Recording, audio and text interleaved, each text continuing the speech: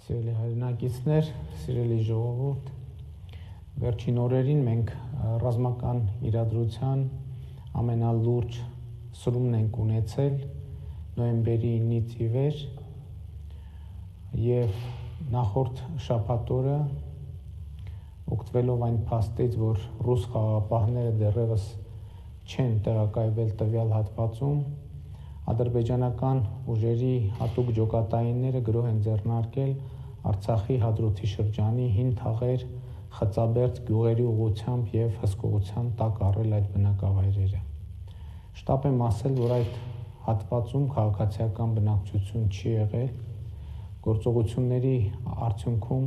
հետևանքով Արցախի պաշտպանության բանակի 6 զինծառայողներ վիրավորվել են։ Տեղեկություններ կան այլ տուժածների մասին, որոնք ճշտվում են։ Ինչու են ճշտվում, որովհետև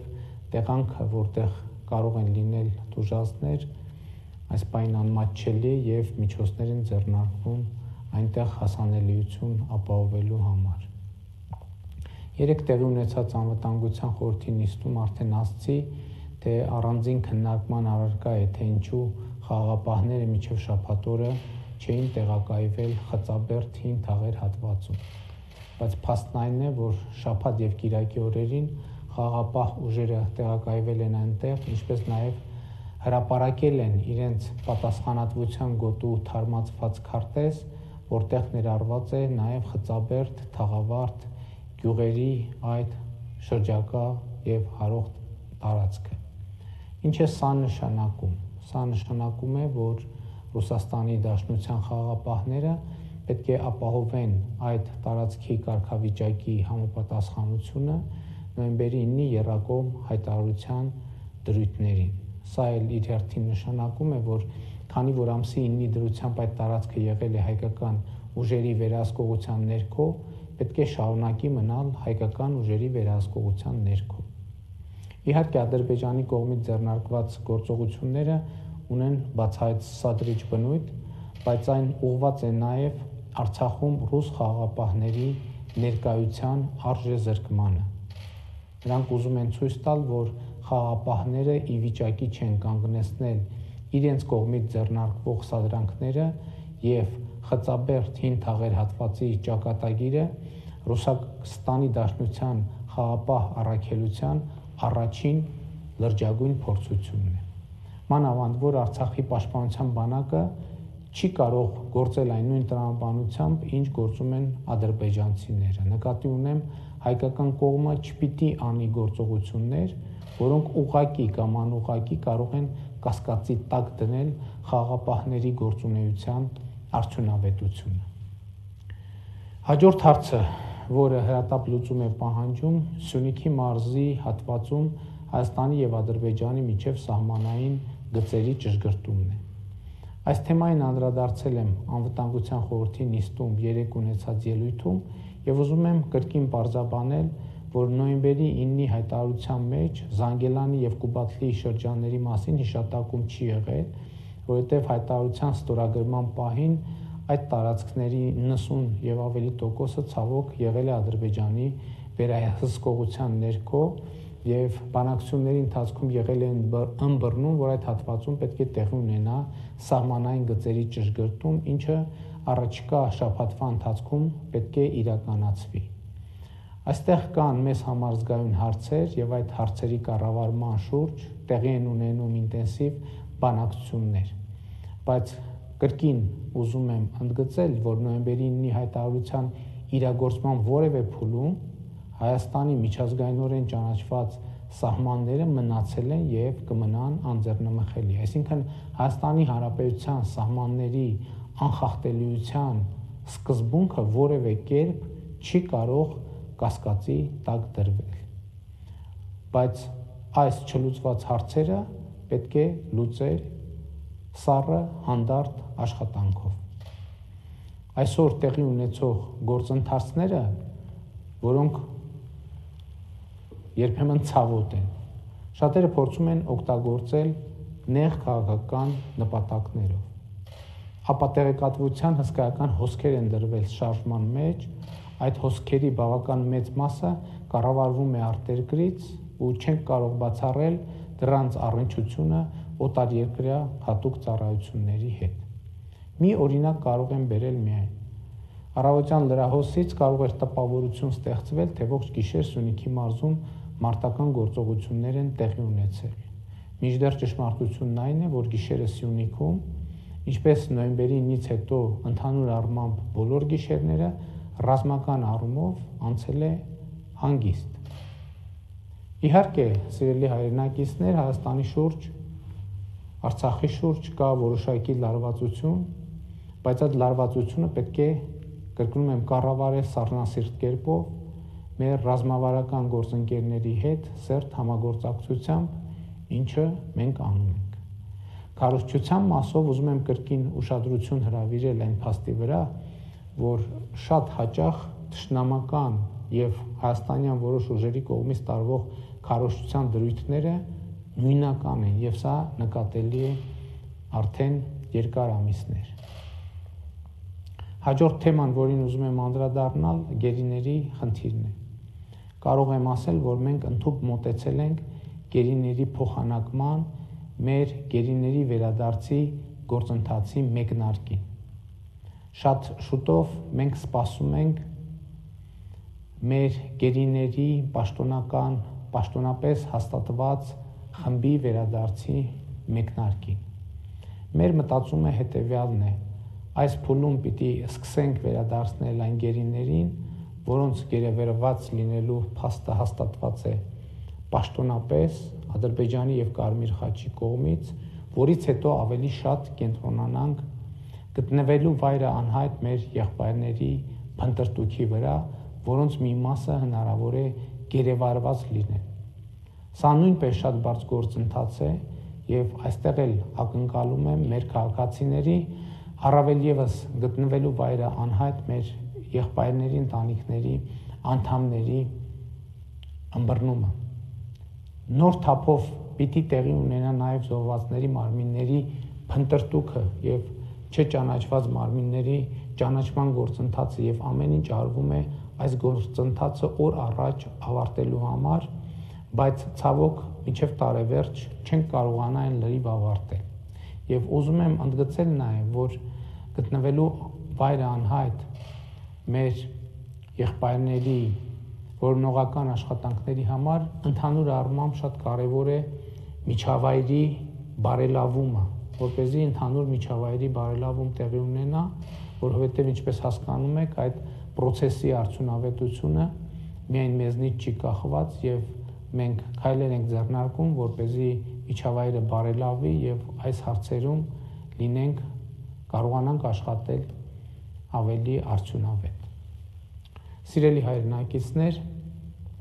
դեկտեմբերի 19-ին լրանում է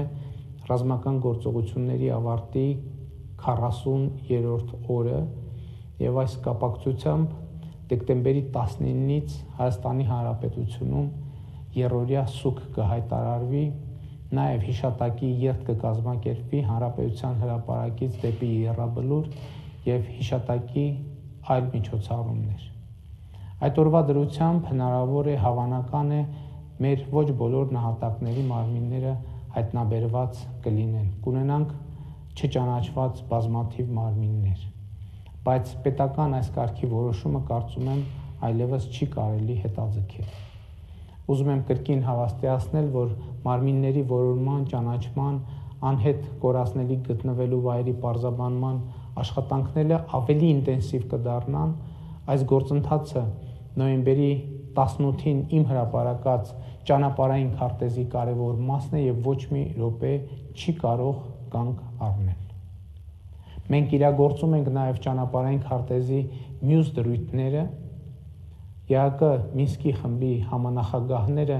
երկարատև դադարից հետո այցելել են տարածաշրջան, Մինսկի խմբի ձևաչափում բանակցությունների վերականգնումը ճանապարհային քարտեզի առաջին կետն էր։ Տասնյակ հազարավոր արցախցիներ արդեն իսկ վերադարձել են իրենց բնակավայրեր, իրանականացվում են բազմաթիվ սոցիալական աջակցության ծրագրեր, նրանց օր առաջ բնականon կյանքի վերադարձնելու համար։ Կառավարությունը որոշում է կայացրել Հայաստանում եւ Արցախում վնասված տների, սեփականատների սեփականատերերի աջակցություն ցուցաբերելու մասին, պատերազմին մասնակից ուսանողների եւ պատերազմին մասնակցած մեր եղբայրների ու քույրերի ընտանիքի անդամ ուսանողների ընթացիկ կիսամյակի ուսման վարձը ամբողջությամբ կփոխհատուցվի, կառավարությունը որոշում է կայացրել վերականգնողական բուժման կարիք ունեցող մեր զինվորների բուժման ծախսերը փոխհատուցելու նոր կարգի մասին, Արցախում եւ Հայաստանում հյուրընկալ ընտանիքներին վճարումներ իրականացնելու մասին որոշումը էական նշանակություն կունենա առանց բնակարանի մնացած անձանց կացության հարցերը լուծելու համար։ Ճանապարհային քարտեզի իրագործման ուղղությամբ մեր աշխատանքները ամբողջ թափով շարունակվելու են։ Սիրելի ժողովուրդ, այս օրերին բացի սահմանային անվտանգությունից մենք առերեսվում ենք տեղեկատվական անվտանգության խնդիրների հետ։ Հայտնի շրջանակները տեղեկատվական ահաբեկչության մի իսկական գործընթաց են սկսել Հայաստանի եւ Հայաստանի ժողովրդի դեմ։ Տարածվում է ամենատարբեր